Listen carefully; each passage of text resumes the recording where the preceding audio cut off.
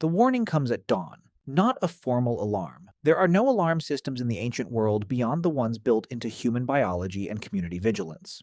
It comes as a sound that is slightly wrong. Movement at the edge of the tree line that is not animal movement. The sudden silence of birds in a section of forest that should be active. One of the group's most experienced trackers returning from an early morning scout, whose body language communicates urgency before a single word is spoken. Something is coming. Something organized. Something that is not part of the normal landscape of dangers that this community manages on a daily basis. In the moments that follow, decisions are made with the speed and efficiency that comes from a community that has thought about this scenario before. Because ancient human communities that survived thought about every serious threat scenario before, in the knowledge that the time to plan is never the moment the threat arrives. Children are gathered. The most mobile members of the group are positioned at the perimeter. The oldest and most experienced woman in the group, the one whose memory holds the longest record of the community's history and decisions, is already organizing what comes next, because she has seen something like this before and she knows exactly what the priorities are. This is ancient conflict, not the romanticized, mythologized version that popular culture prefers. The heroic battle between warrior bands in an open field. The reality of ancient conflict was more complex, more varied, and, for ancient women specifically, more nuanced than the simple narrative of passive victims waiting to be protected or taken would suggest. Ancient women did not simply endure war. They navigated it. They survived it through strategies that were as sophisticated, as demanding, and as consequential as anything the men in their communities were doing. And the evidence for how they did it, drawn from archaeology, genetics, comparative anthropology, and the skeletal record, is both remarkable and almost entirely absent from mainstream discussions of ancient conflict. Let's fix that. First, let's establish what ancient conflict actually looked like, because the popular image needs significant revision before the story of ancient women within it can be properly told. Ancient conflict was not primarily the large-scale, organized army versus army warfare that the word war conjures for most modern people. That form of warfare is largely a product of agricultural civilization, of the state-level social organization, the food surpluses, the population densities, and the specific resource competitions that emerge from settled, property-owning societies. It postdates the period we are focused on by thousands of years. Ancient conflict, in the period before agriculture and settled civilization, was predominantly what anthropologists call small-scale raiding. Sudden, fast, targeted attacks by small groups against other small groups, typically motivated by resource competition, territorial pressure, revenge, or the acquisition of reproductive partners. Raids happened quickly, often at dawn or in conditions of limited visibility, were conducted by small numbers of attackers, and ended quickly regardless of outcome. Success meant taking what you came for and leaving before a sustained response could be organized. Failure meant retreating before casualties became catastrophic. The archaeological evidence for this form of conflict is significant. Mass grave sites from the ancient period, such as the site at Crow Creek in South Dakota, dating to approximately 1325 CE, representing the end of the ancient tradition in that region, and older sites in Europe and the Middle East showing skeletal remains with trauma patterns consistent with violent death, tell us that conflict was a real and recurring feature of ancient human life in many regions and periods. The trauma patterns, healed injuries from previous conflicts, peri-mortem trauma consistent with raids, specific patterns of who was killed and who was not, provide information about how ancient conflict was conducted and who its primary targets and survivors were. What the skeletal record shows consistently is that ancient conflict was not indiscriminate. The dead in ancient massacre sites show specific demographic patterns. Adult men are disproportionately represented among the killed, while the demographic signature of missing individuals, people who would be expected at a site based on normal population structure, but whose remains are not present, points toward women and children, particularly young women of reproductive age, being taken rather than killed. This demographic pattern is not coincidental.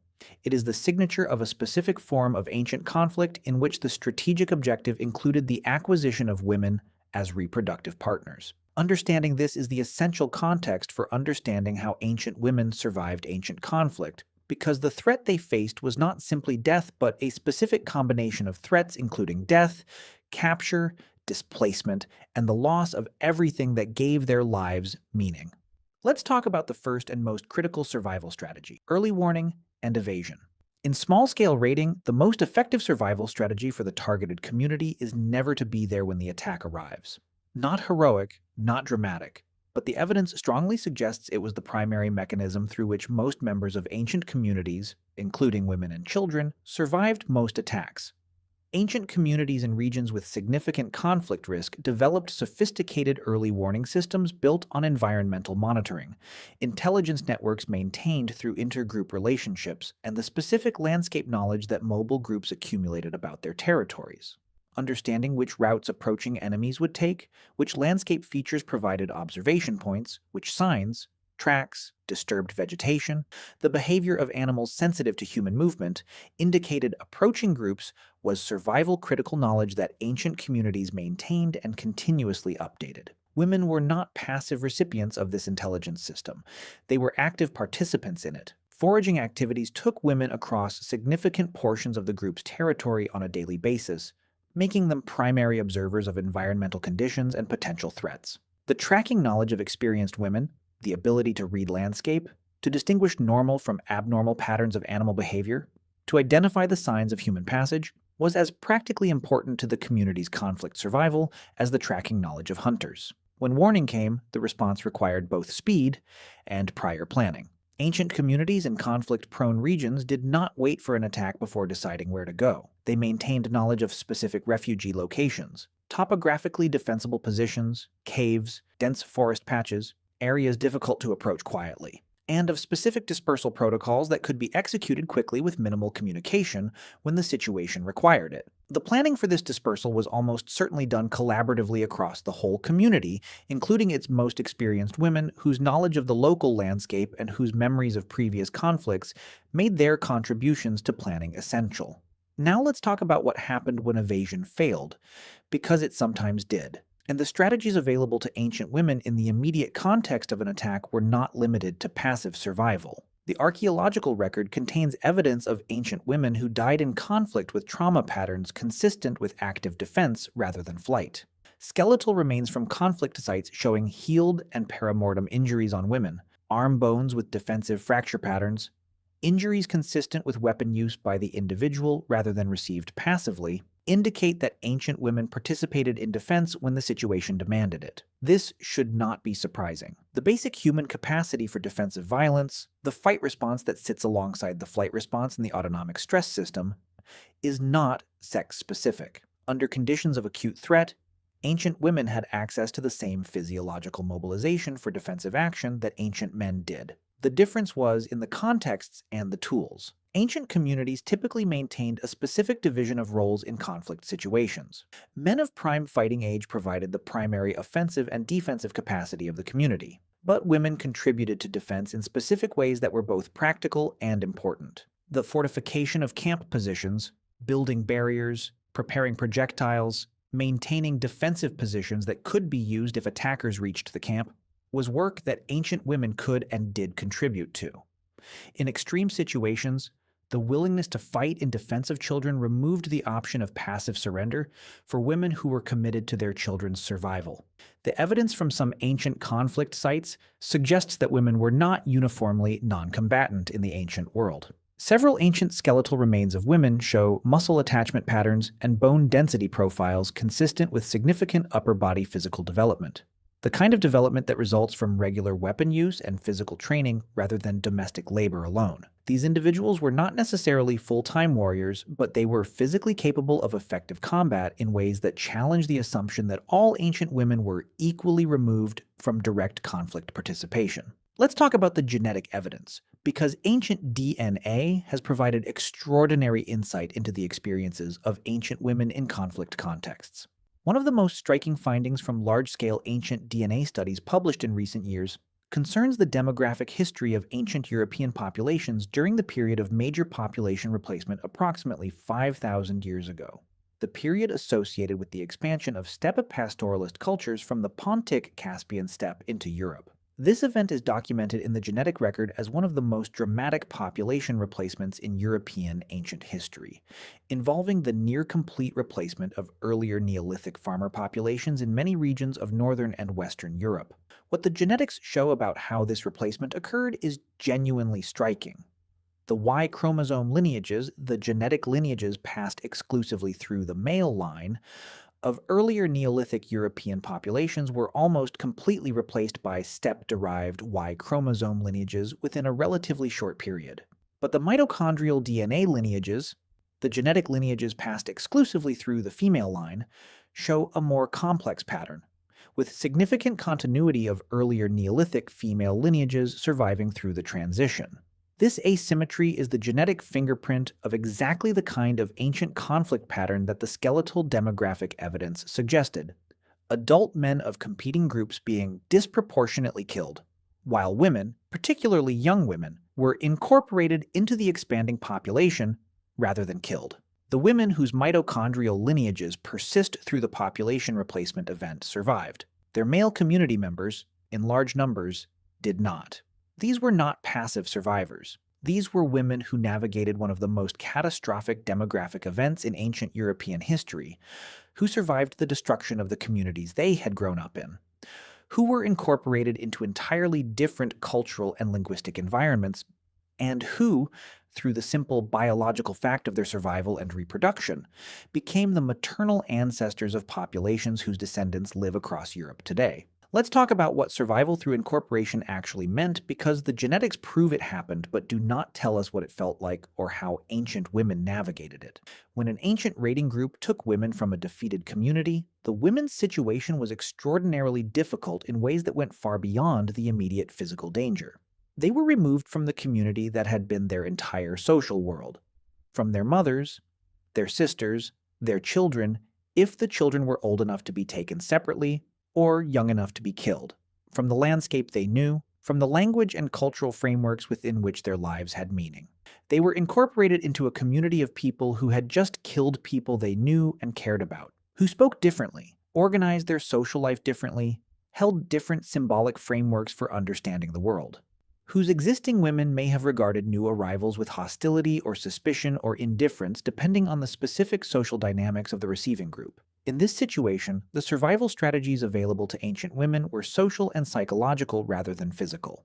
The ability to build new relationships quickly, to identify which members of the new community were potential allies, potential protectors, potential social partners, was as survival critical as any physical capability. The ability to learn new language patterns, new social cues, new behavioral norms rapidly enough to navigate the new community without making costly mistakes was essential.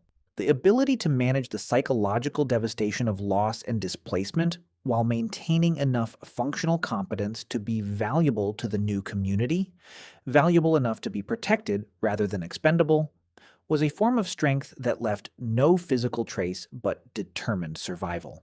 Ancient women who were successfully incorporated into new communities following conflict displacement were demonstrating resilience, social intelligence, and adaptive capacity of the highest order.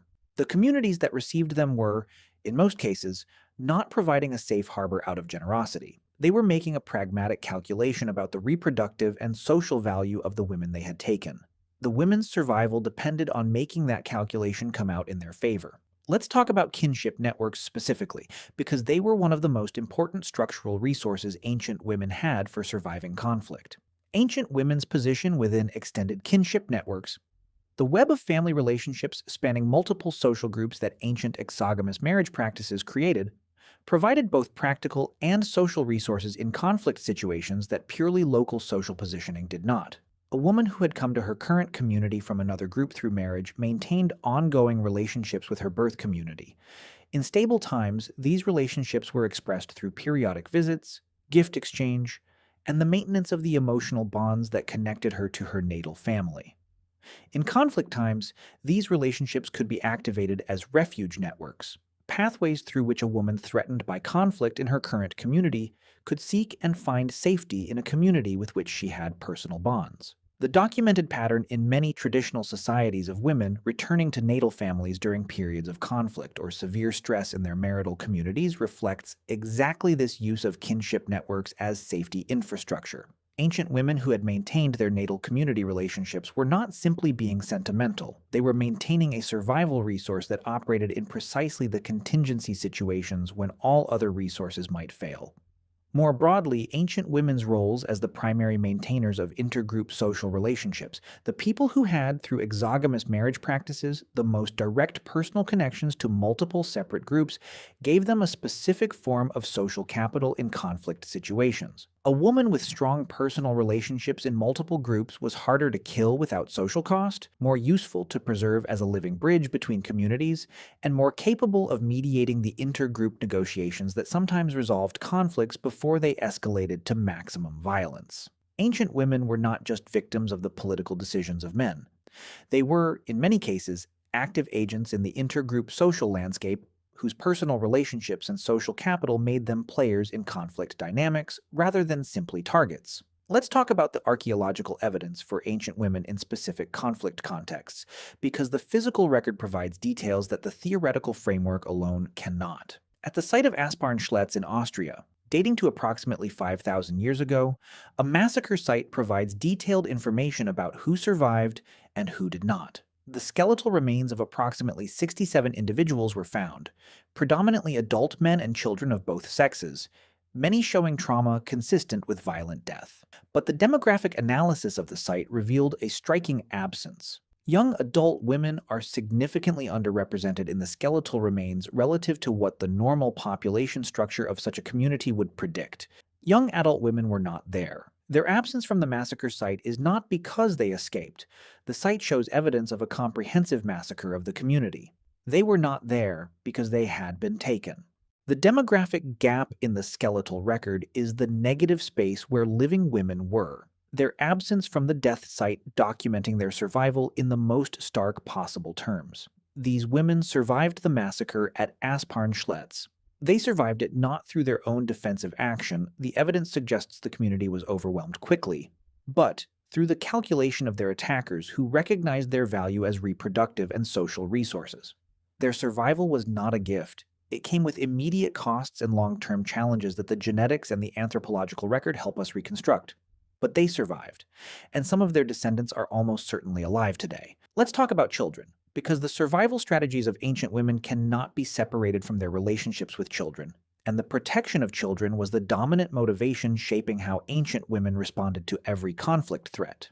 In the immediate context of an attack, the physical and strategic decisions of ancient women were organized primarily around the survival of children rather than their own survival. This is not sentimentality or an assumption about ancient female psychology. It is the rational behavioral expression of the same evolutionary logic that produces intense parental investment in all mammalian species with long-dependent offspring. Your genetic legacy travels forward through your children, and their survival is accordingly the survival priority that overrides most others. Ancient women with nursing infants faced specific and extreme challenges in conflict situations. Infants cannot be silenced reliably, cannot run, cannot be left behind without dying, and slow down any attempt at rapid flight. The management of infants during a conflict-related emergency required solutions that were practically challenging and emotionally devastating when they failed. The evidence from ancient conflict sites of infant and young child remains alongside adult female remains speaks to the limits of what was possible. But ancient women also developed specific strategies for protecting children that went beyond immediate physical defense. The maintenance of the social relationships that provided refuge for the community, the intergroup bonds that made it possible to seek safety in friendly territory, was protective of children as well as adults. The knowledge of specific safe routes and refuge locations that experienced women maintained was directly applied to getting children to safety when threats emerged. The ability of older children to understand and follow complex instructions rapidly in an emergency was something ancient communities trained their children for from early ages, through stories, through practice, through the specific socialization of children into the community's survival knowledge. Here is the thing about ancient women and conflict that the full picture reveals, and that I want to make sure lands clearly. The survival of ancient women through ancient conflict was not passive. It was not simply a matter of being valuable enough to a raiding group that they decided to take rather than kill. It was a complex, active, multi-strategy engagement with one of the most dangerous categories of challenge that ancient human life produced. Ancient women survived ancient conflict through environmental intelligence that provided early warning, through social networks that provided refuge alternatives when primary survival strategies failed, through the maintenance of intergroup relationships that gave them value as social bridges and made their killing politically costly, through the psychological resilience and social adaptability that allowed incorporation into new communities to be navigated successfully enough to enable long-term survival, through the fierce, biologically grounded motivation to protect children that shaped every survival decision they made. And in some cases, the cases that the skeletal record documents but that popular narratives almost never include, through direct physical defense when no other option remained. The women whose genetic legacy persists through the catastrophic conflict events of the ancient period, whose mitochondrial lineages thread through the ancient demographic transitions documented in the ancient DNA record, were not simply lucky. They were capable. They were strategic. They were resilient in ways that demanded every cognitive, social, physical, and psychological resource they possessed. They survived wars that killed the men around them. They survived displacement into communities that had just destroyed everything they knew. They raised children in circumstances of loss and uncertainty that most modern humans cannot begin to imagine. And they did it without any of the institutional frameworks, legal protections, or social safety nets that modern societies provide. That is not fragility. That is one of the most remarkable demonstrations of human resilience in the entire ancient record.